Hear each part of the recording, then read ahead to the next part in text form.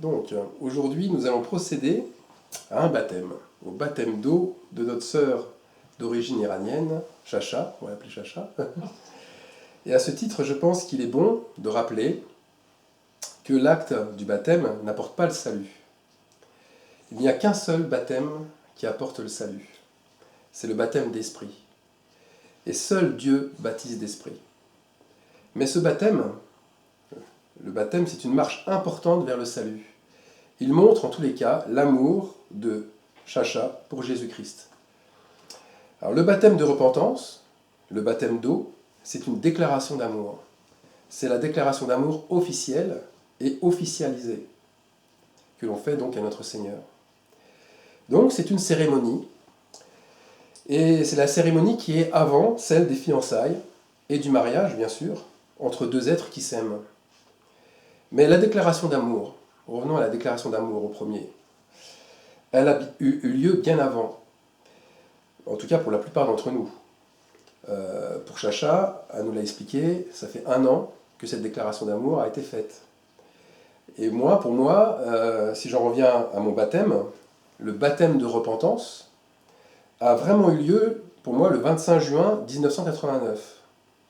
Le jour où j'ai réalisé et où j'ai prononcé devant mon ancienne petite amie, je m'en souviens, c'était à la tour, c'était au sommet de la tour Lafayette, au 33e étage, il ne faut pas y voir un signe quelconque là-dessus. Au 33e étage, on voyait tout Paris, et c'est là qu'on prend des cocktails dans ce lieu.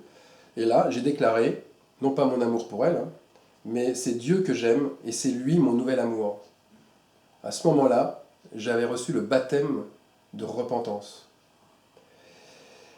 Alors après, il aura fallu pour moi plus d'1 an, puisque le 30 septembre, je crois que c'est ça, le 30 septembre 90, je suis passé donc publiquement par les eaux du baptême.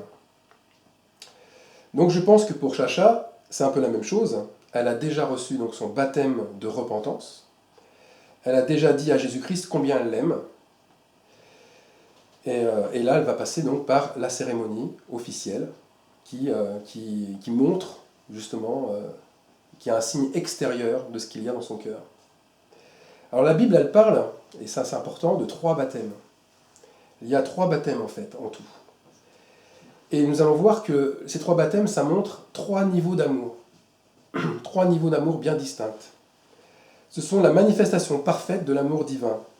Et c'est marrant parce qu'on parlait même encore dans la voiture avec Chacha du chiffre 3, parce que j'ai fait une prédication, un message sur le chiffre 3.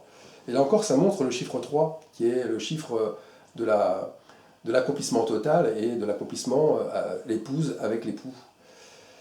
Et pour ça, je vais prendre donc un exemple dans un verset que j'ai lu maintes et maintes fois et que aussi j'ai employé beaucoup de fois dans les messages. C'est 1 Jean 5,8. Et là, je vous lis le verset dans la Bible Martin.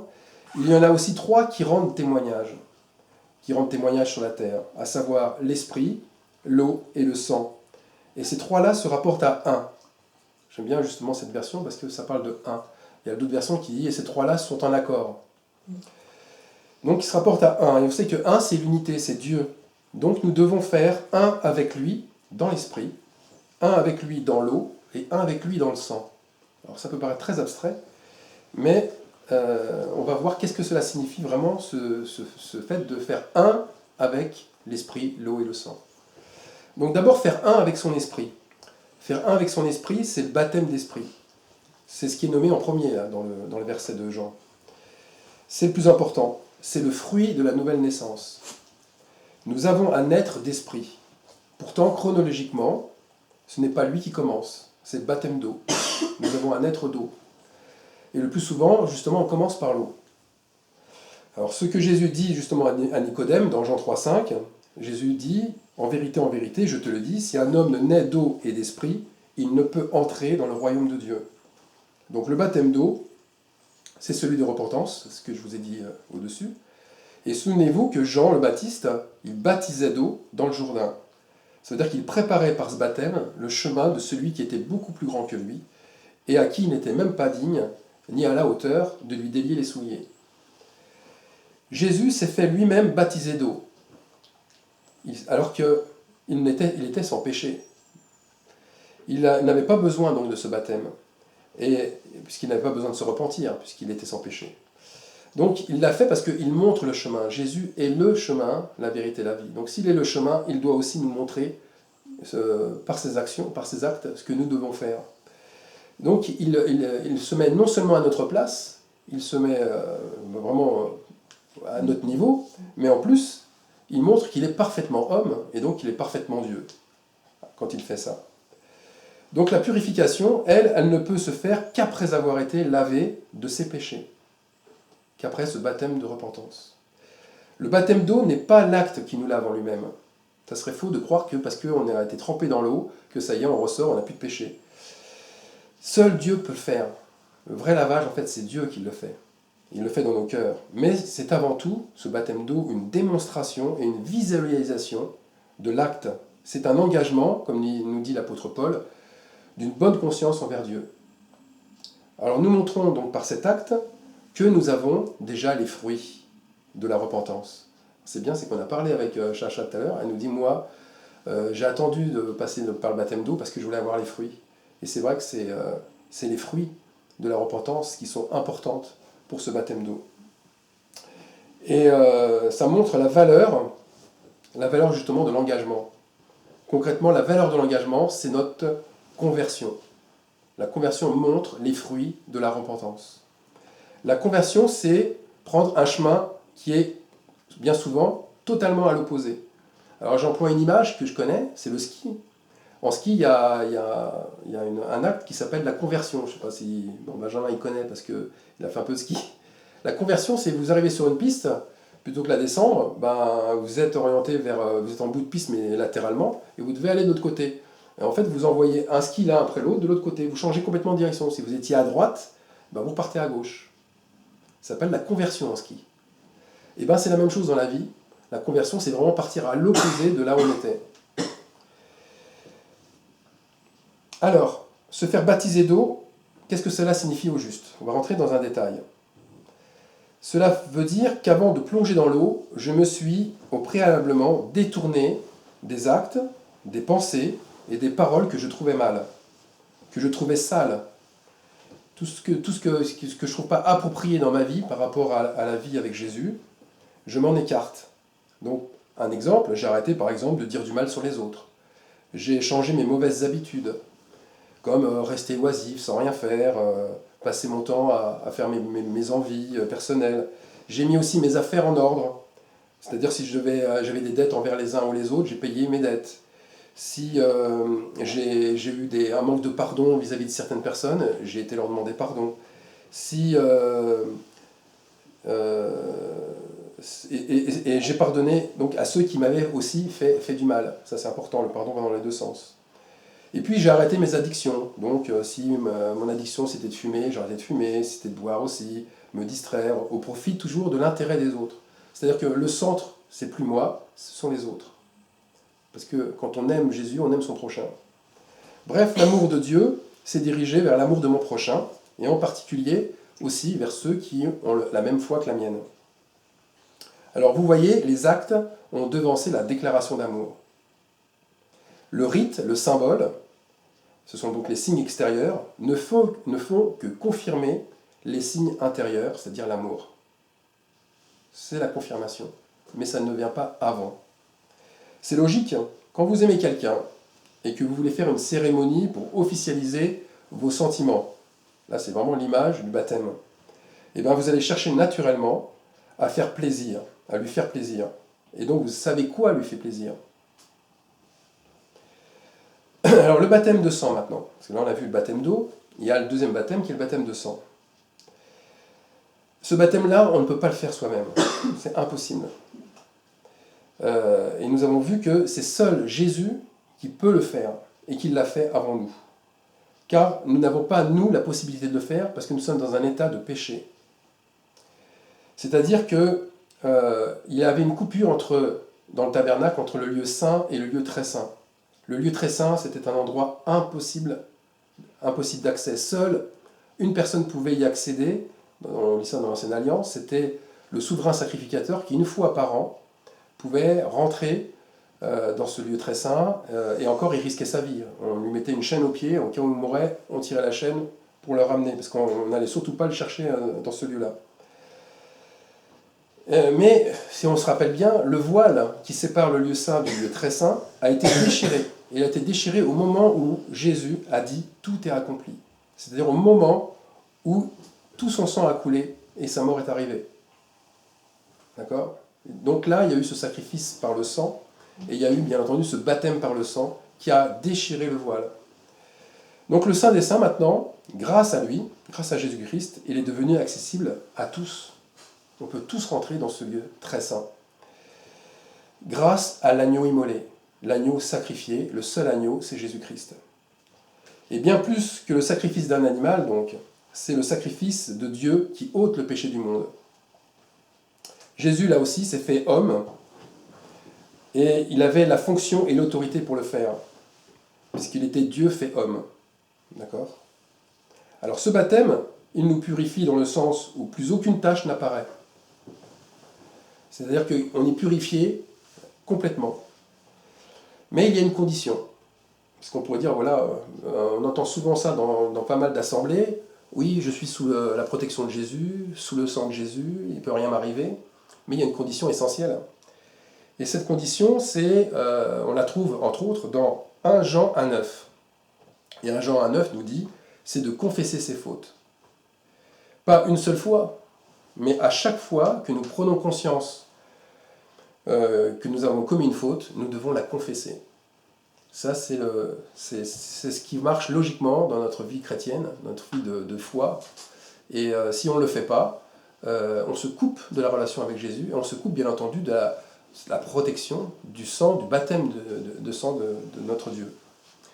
Et puis bien sûr, il y a 1 Jean 3,11 qui nous dit, 1 Pierre 3,11 qui nous dit de nous éloigner du mal et de faire le bien en recherchant la paix.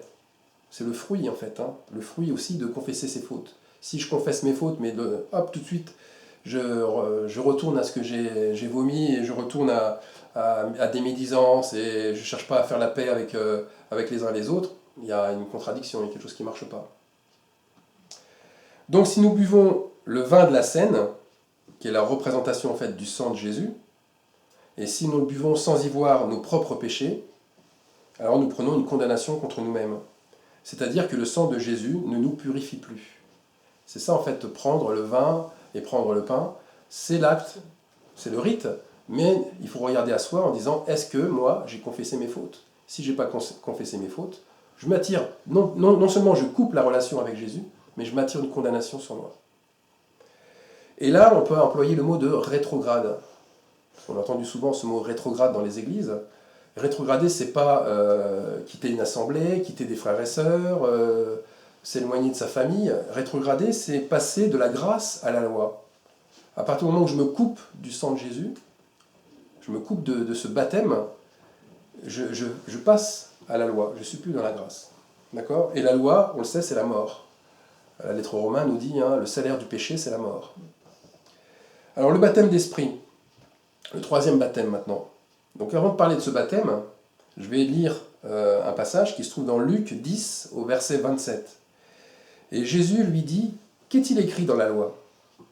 Qui lis-tu » Il répondit, « Tu aimeras le Seigneur ton Dieu de tout ton cœur, de toute ton âme, de toute ta force et de toute ta pensée, et ton prochain comme toi-même. » Donc là, Jésus demande qu'est-ce qui est écrit dans la loi. Et il est d'accord avec ce qui est dit. Il est entièrement d'accord. Et si on a bien remarqué, on a exactement les 3 baptêmes ici. Il lui donne les 3 baptêmes. Tu aimeras le Seigneur ton Dieu de tout ton cœur. Cela correspond bien au baptême de repentance, qui se fait avec le cœur et de tout son cœur. Lorsqu'on tombe amoureux du Seigneur, on est dans ce baptême de repentance. C'est ce que j'ai dit au départ. D'accord ? Ensuite, il y a une graduation dans l'amour. C'est-à-dire que maintenant, c'est avec notre âme que nous allons aimer le Seigneur. C'est avec notre âme que va se répandre l'amour de Dieu. Tu aimeras le Seigneur, ton Dieu, de toute ton âme. L'âme, c'est ce qui va vivre éternellement. C'est ce qui vivra éternellement. Et je pense qu'au moment où l'amour divin remplit l'âme, la nouvelle naissance a vraiment lieu, à ce moment-là. il faut nécessairement que l'eau et le sang soient unis ensemble pour naître de nouveau. L'eau seule ne suffit pas, car à ce moment-là, l'âme a été purifiée par le sang de Jésus, par l'agneau immolé, l'agneau sacrifié. Il fallait vraiment ce passage qui est indispensable. On voit bien l'union de l'homme parfait avec le Dieu parfait, qui fait que là, la naissance a vraiment eu lieu. Alors on pourrait dire, oui, mais alors Nicodème, c'est écrit, il faudrait que tu naisses d'eau et d'esprit. Ben, Jésus n'allait pas lui dire le sang, parce que là, à ce moment-là, lui n'était pas passé par le sang. Mais pour arriver à l'esprit, il fallait passer par le sang. Et Jésus, en fait, était là pour ça. Il était là devant Nicodème pour donner sa vie. Donc nous renaissons purs, sans péché. Nous sommes un être nouveau, comme neuf. C'est cela, être purifié par le sang de Jésus. Alors le dernier niveau, ce dernier niveau atteint, c'est l'amour agapé. Et en grec, c'est donc traduit par agapé. Et nous, en français, dans nos Bibles, c'est traduit par le mot charité, qui est cet amour divin, qui n'est pas cet amour filial ou humain. Et tu aimeras le Seigneur ton Dieu de toute ta force et de toute ta pensée. Là, on est bien dans le contexte de l'esprit, puisque là, on est en train d'aimer notre Dieu par le cœur, par l'âme, et maintenant par la pensée et par la force. Là, les deux composantes sont unies ensemble. C'est la force et la pensée qui s'unissent ensemble, pour justement passer à travers ce baptême d'esprit. Alors pourquoi c'est écrit comme ça ? Parce qu'à ce moment-là, nous sommes entièrement immergés en lui. Entièrement. À la Pentecôte, les disciples furent remplis du Saint-Esprit. C'est comme ça que c'est écrit dans les Actes. Ils furent entièrement remplis du Saint-Esprit.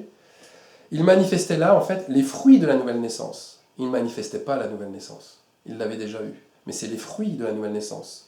La révélation les rendait comme ivres. Les gens qui les voyaient, ils disaient, ils sont pleins de vin doux.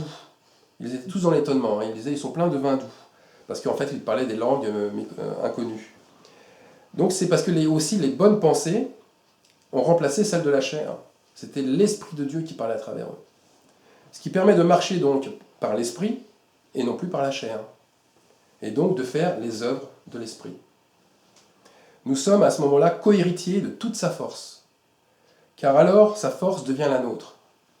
Nous prenons sa force. Souvenez-vous, c'est quand on est faible qu'on devient fort, que le faible dise « je suis fort ». Et là c'est pareil. C'est la force, il nous la donne à ce moment-là, par l'esprit, la puissance de l'esprit. Et nous sommes à ce moment-là unis non seulement à lui, mais aussi nous sommes unis à des frères et sœurs. Et c'est ce qui rend la force véritable. Souvenez-vous, dans Apocalypse 4, où on parle donc d'être vivant, il y a le deuxième être vivant à face de bœuf, qui représente la force, qui représente la communion fraternelle. Et quand on parle de force unie, c'est la communion fraternelle qui permet justement d'atteindre cette puissance de l'esprit. Quand on regarde bien, les disciples ont reçu l'esprit, ils étaient ensemble dans la chambre haute. Quand Paul, pareil, recroise d'autres croyants, ils sont ensemble. Jésus ne donne pas son esprit à un être lorsqu'il est tout seul chez lui. Il attend qu'il soit en communion avec d'autres disciples. C'est pour ça que la force, c'est vraiment la communion fraternelle. Alors, son corps, à ce moment-là, le corps de Christ, est maintenant constitué, réellement constitué. Alors, d'ailleurs, il est question de notre prochain aussi, ici, hein, parce que dans ce que j'ai lu, il y a « Tu aimeras ton Dieu de tout ton cœur », et comme ton prochain, comme toi-même aussi. Et nous savons bien au fond de nous-mêmes que nous ne pouvons aimer Dieu sans aimer notre prochain, celui qui est proche de nous, et auquel nous devons aussi établir des liens d'amour, mais des liens d'amour solides. Le feu du Saint-Esprit, que l'on nomme aussi le baptême de feu, ce n'est pas un autre baptême, c'est l'aboutissement de la nouvelle naissance. C'est toujours le même baptême, c'est le baptême d'esprit, qui est un baptême de feu.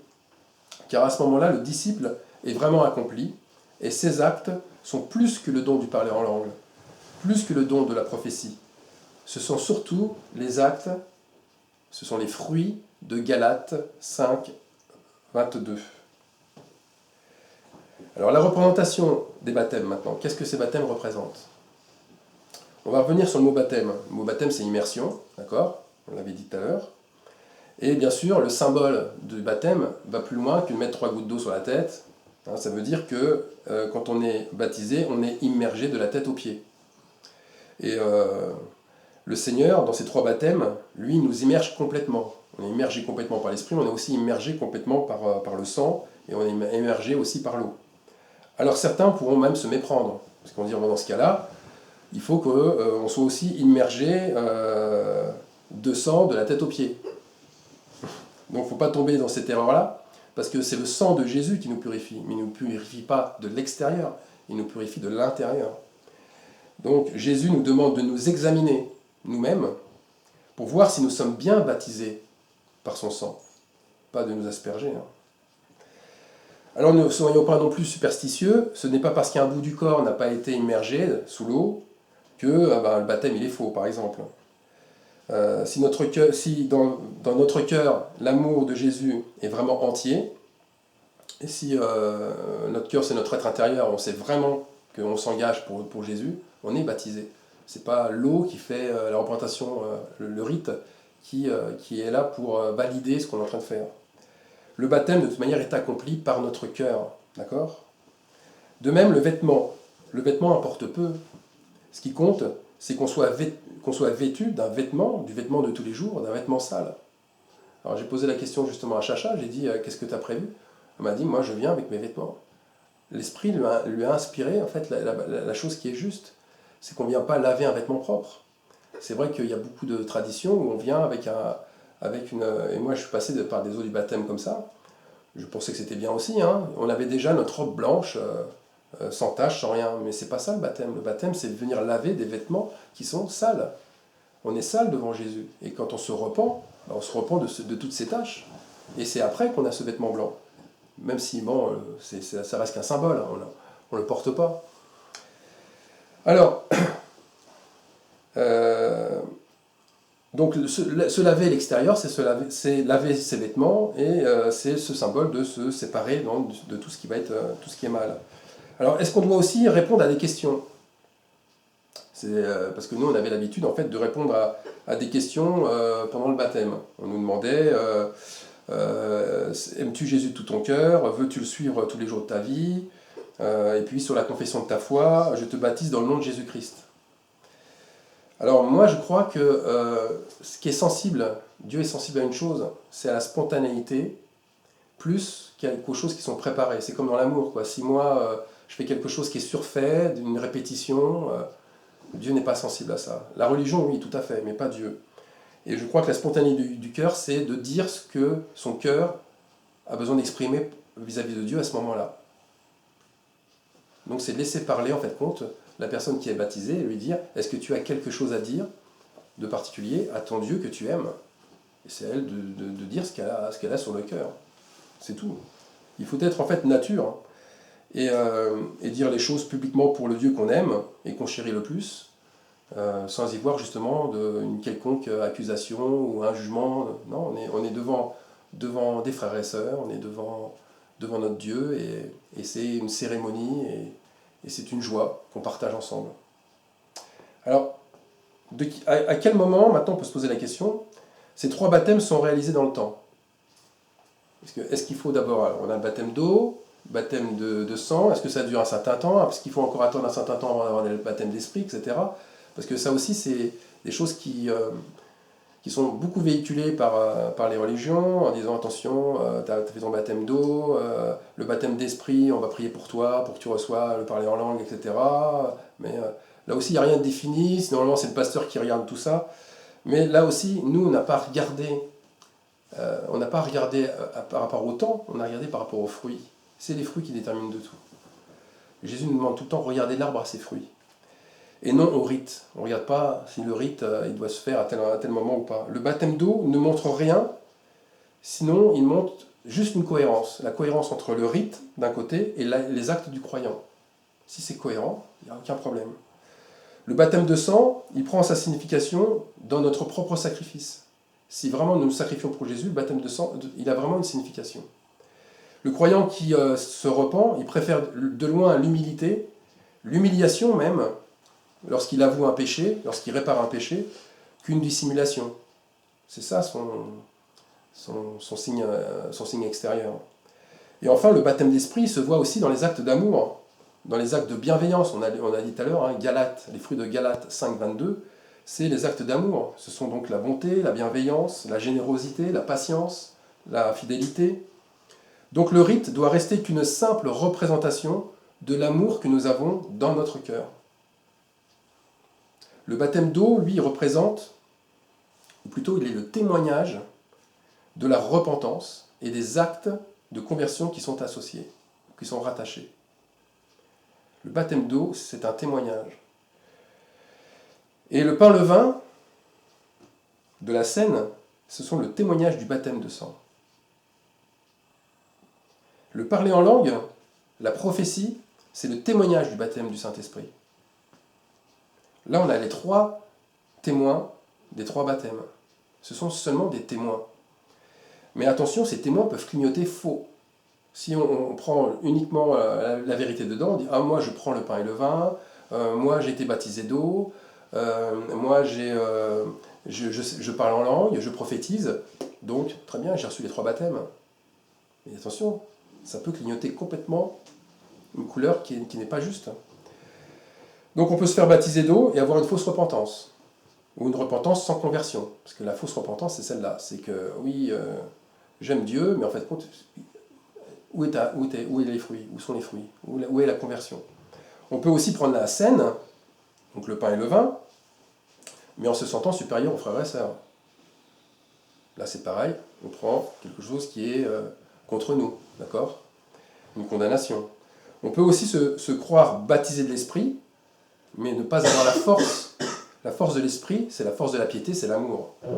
C'est ce qu'on nous dit, c'est ça la force. C'est pas du tout les signes extérieurs de prophétie. D'ailleurs, pour revenir à la prophétie, il y en a beaucoup qui ont mis la prophétie très très haute pour justement que ça soit accessible qu'à certains dans les assemblées. La prophétie, lorsqu'on vient d'être rempli de Dieu, c'est-à-dire qu'on vient d'avoir le baptême de repentance, je me souviens, moi j'ai prophétisé tout de suite.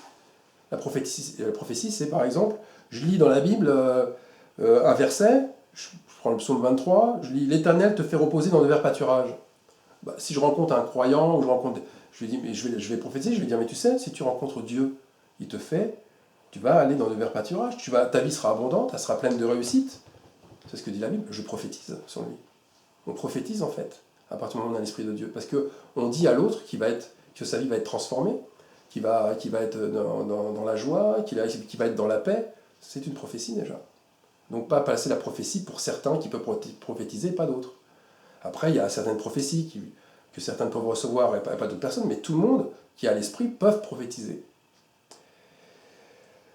Donc, les témoins, ces témoins qu'on vient de donner, est-ce que ces témoins se retrouvent dans l'Ancien Testament ou dans l'Ancienne Alliance?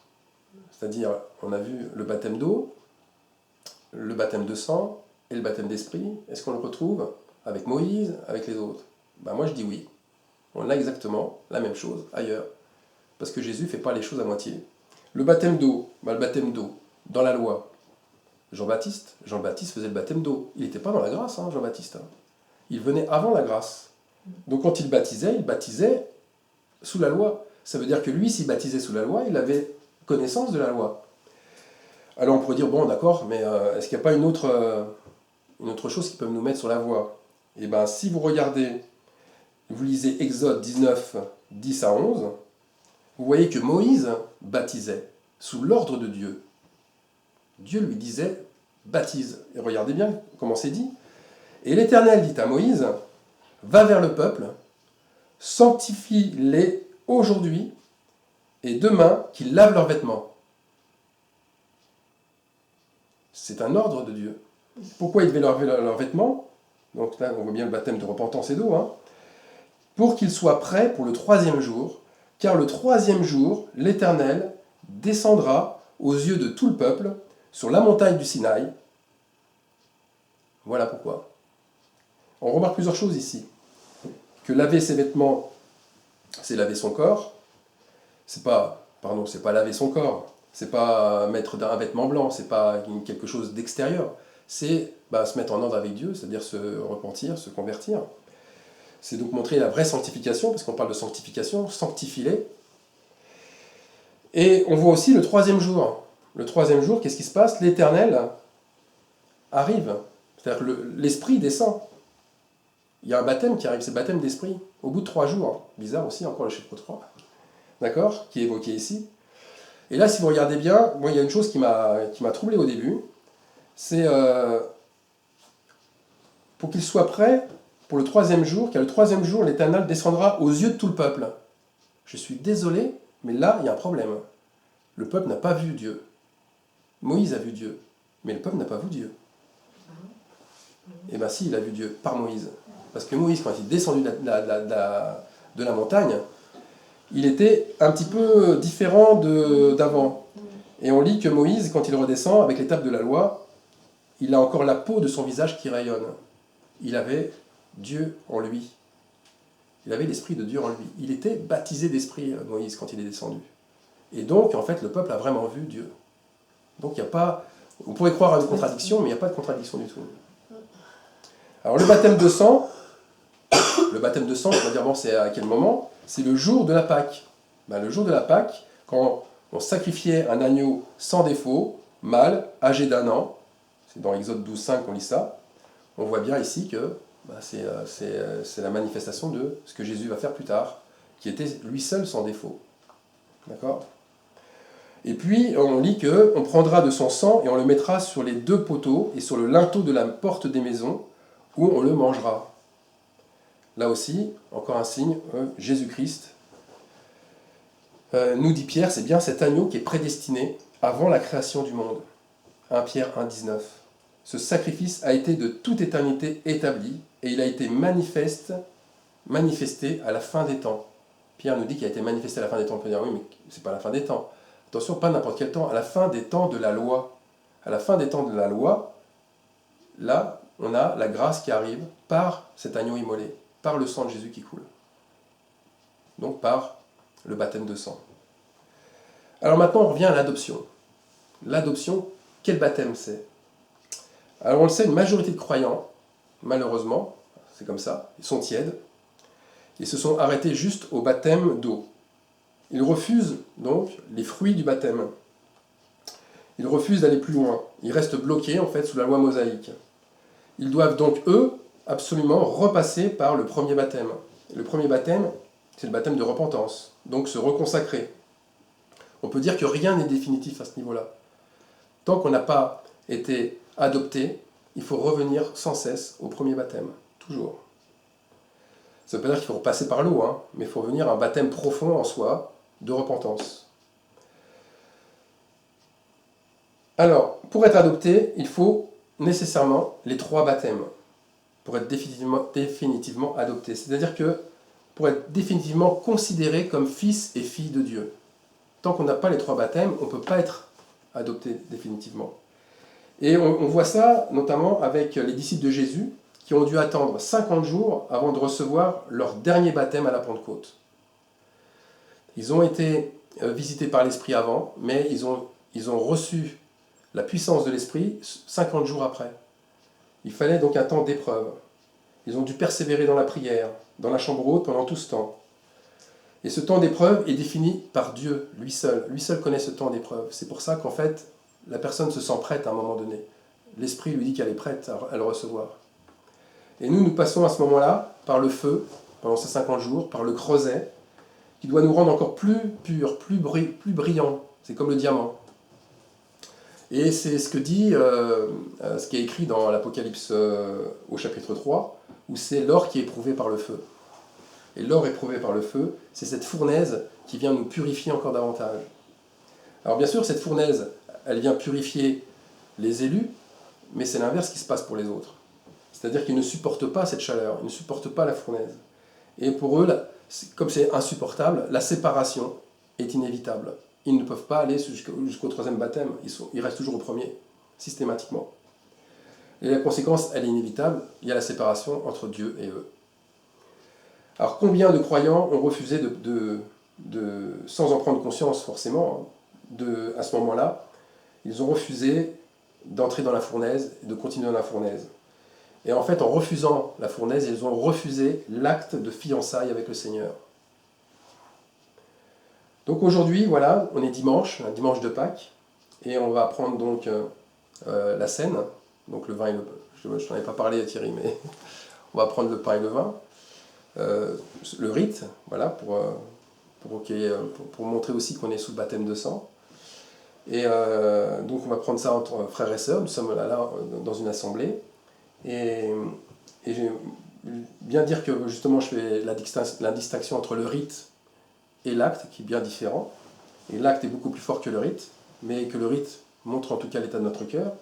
Donc nous allons nous rappeler que le Seigneur s'est fait baptiser dans son sang pour la rémission de nos péchés. En premier, c'est grâce à lui. Et que si nous respectons son sacrifice, nous devons nous aussi nous examiner nous-mêmes dans notre cœur, et que nous devons nous rappeler que la Pâque, c'est ce passage. La Pâque signifie Pessa en hébreu, et ça signifie passer de l'autre bord, passer de l'autre côté, sortir en fait de la captivité dans laquelle nous étions, pour aller vers la liberté en Christ. Car lui seul peut nous affranchir. Et la vraie liberté se trouve avec cette nouvelle naissance que nous avons reçue, avec l'Esprit de Dieu qui est en nous. Et nous fêtons en fait cette réalité-là. Nous fêtons la réalité de la résurrection de Jésus, mais aussi de notre résurrection à nous, par la nouvelle naissance. Donc nous fêtons ce pouvoir de naître d'eau, de sang et d'esprit. Voilà.